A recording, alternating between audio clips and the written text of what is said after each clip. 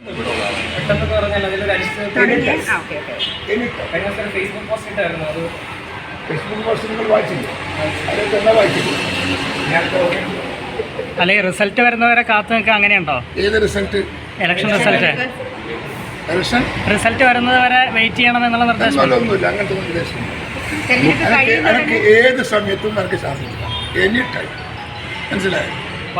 അതിനകത്ത് വേറെ സ്പെഷ്യലൊന്നുമില്ല. ഞാൻ KPCC പ്രസിഡൻ്റാണെന്ന് എല്ലാവരും പറയുന്നുണ്ടല്ലോ. എനിക്ക് എപ്പോഴും പോയിക്കൂടെ? അതിനെന്തിരിക്കുന്നു? ഇതൊരു ഫോർമാലിറ്റി എന്നതല്ലാതെ അതിനപ്പുറത്ത് പറയാത്ത ഒരു കാര്യവുമില്ല. എനിക്ക് ഏത് സമയത്തും പോയി എടുക്കാം. ഇന്ന് പോകാം, നാളെ പോകാം.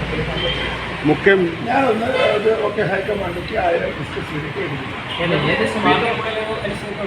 പാർട്ടിക്കകത്ത് ഓരോ അന്വേഷിച്ചു അല്ല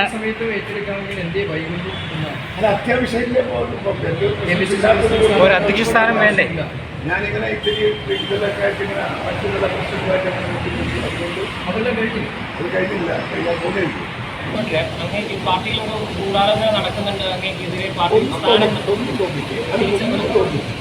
എനിക്ക് ആരെ കുറിച്ചും പരാതിയില്ല. അതങ്ങനെ തരേണ്ട കാര്യമൊന്നുമില്ല. അതൊക്കെ എടുക്കേണ്ട കാര്യമുള്ളൂ. എന്ത് പോയിട്ട് ഒപ്പിട്ടെടുക്കാം.